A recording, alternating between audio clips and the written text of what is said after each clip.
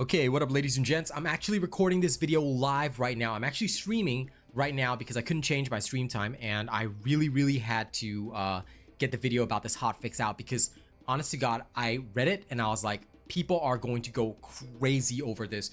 There are no nerfs planned. Matchmaking is being added to hard mode. They're making certain grindy bits easier for us. Life is good right now. Life is good right now. So I want to hear what you guys think of the hotfix, all right? Let me know in the comments of this video. Let me know if there's any concerns you have about the First Descendant, things like that. You know, I want to hear from you. But for those that are watching me film this live, I hope you'll enjoy going through it with me. All right, let's see what's inside the First Descendant Hotfix 1.0.2. All right, and I can tell you already from what I've read, it's going to be good.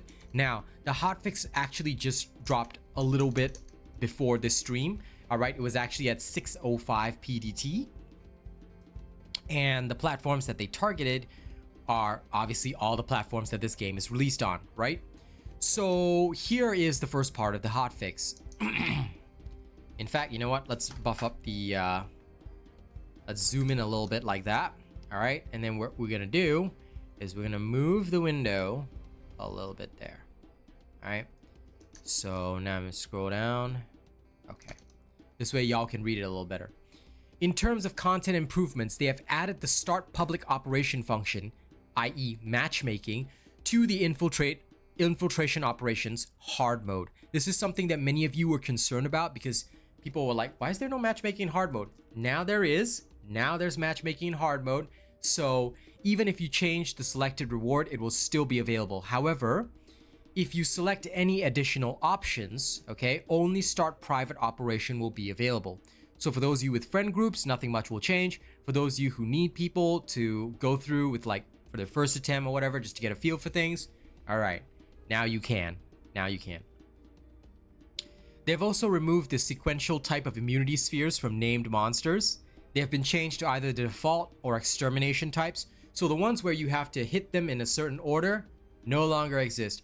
This made farming a little bit uncomfortable for certain monster types. And honestly, I was really excited to see this change when I looked at it in the patch notes. So yeah, things are looking good. All right, things are looking good.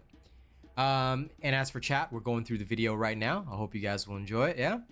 Okay, the reason for this is that, and this is a comment from the director, the dev team acknowledges the community's concern about the monotonous patterns of named monsters and strives to enhance them. In particular, we've noted that the pattern involving breaking spheres in a specific order isn't appropriate for public matching and have decided to remove it immediately because this caused a lot of frustration and a lot of folks were banging their head against the wall again about this. Yeah. As new patterns are developed, we will soon update the patterns of existing named monsters one by one. As named monsters frequently appear in hard difficulty and special operations, we will continue working toward diversifying their patterns. Okay? So the sequential type of immunity spheres no longer exist. Now, they have increased the quantity of rare basic materials dropped from encrypted vaults threefold, and also the elite Vulgus that appear in field missions and infiltration operations will now drop those same rare basic materials. The director's comment states that the most efficient way to farm rare basic materials is still via the encrypted vaults. But for those who prefer hunting monsters, we have updated field missions and infiltration operations to drop these materials too. The dev team will closely monitor the overall farming status and do their best to create a joyful environment for all Descendants. So basically, they've heard your concerns that some materials, especially for crucial items, are locked behind encrypted vaults, which some players have trouble doing without Enzo. It was literally the whole reason that I was farming Enzo. Now, instead, all right, some of these materials will drop from field missions and infiltration operations. It remains to be seen if these can be done. I will actually be checking on them right after this video is done. All right, so if you guys have not yet seen the stream, you should probably check the stream because that's where I'll be checking whether or not these materials are available or not. Okay. All right, now they have also done a couple of other simple changes. They've reduced the time from a 2 90-second timer to 2 60-second occupations for the Kingston Vulgus data transmitter hacking mission. They've improved the Battle Pass Battle Supply Shop button's visibility by redesigning it in the format of the bonus shop banner. Okay, that actually I have to see. So hold on, let me close the window right now. I'm in game right now. Let's see. Let's have a look at the battle pass. If we go to the battle pass right now, the supply shop. So it's no longer the heart here. You can actually see that the battle supply shop is here, and you will actually be able to purchase stuff here, you know, whenever you wish. In fact, I could claim my reward here, but I'm saving up for the skins first. All right. So for those that did not know and did not watch my video on the battle pass, guess what? You can actually obtain 3 free skins in every battle pass. And well, not in every battle pass, in this battle pass at least. Hopefully in the next battle pass will be the same.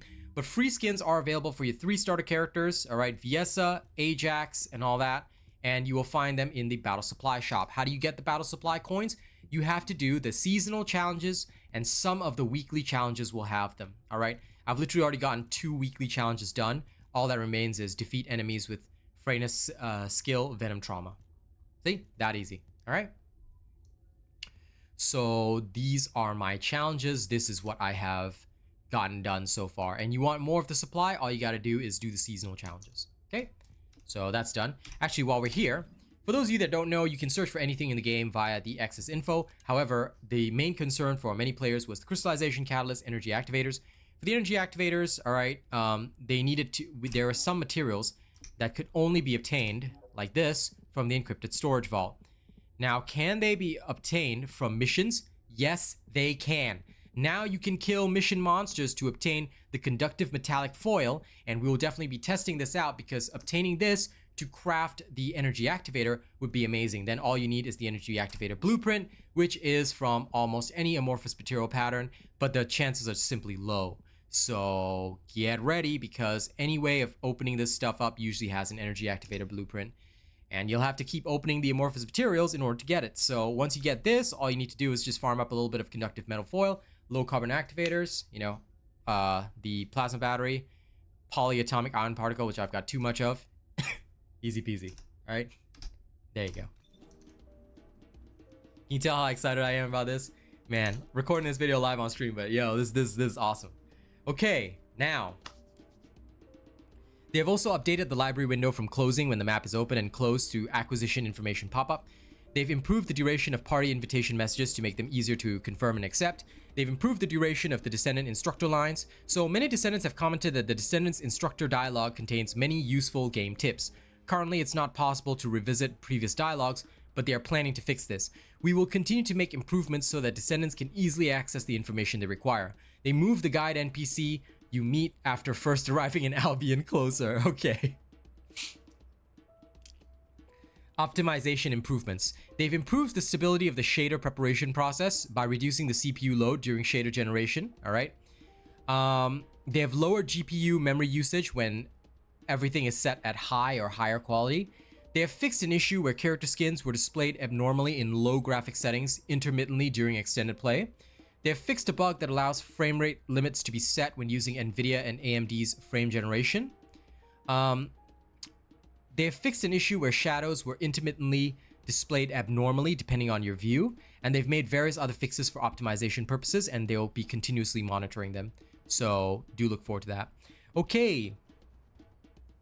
In terms of bug fixes, they have fixed an issue displaying unused items in the library. They've fixed an issue where Descendants could not get out of the down but not out state when their hit points was below minus 100% from module settings. They fixed an issue where Kyle would occasionally go up in the air when using superconductivity thrusters during repulsion dash. Okay. Fixed an issue where Izumo could not get back up when using RK explosion and being inflicted with knockback. All right. Oh my god, poor Izumo could not get back up. All right. Modules. They fixed an issue where the increase in firearm attack per stack in the sharp precision shot module was summed instead of multiplied. Okay, so sharp precision shot is definitely going to be good. I am quite happy with that. Okay, nice. Equipment. They fixed an issue where the weapon's attribute damage did not apply damage over 100,000. Oh, this is good. This is good. Fixed an issue where higher values were displayed as ultimate gold option despite the reactor's skill cooldown and skill cost stats being preferable with lower values. Okay. Fixed an issue where lower values were displayed as ultimate gold option despite the weapon change speed stat being preferable with higher values. Ah, okay.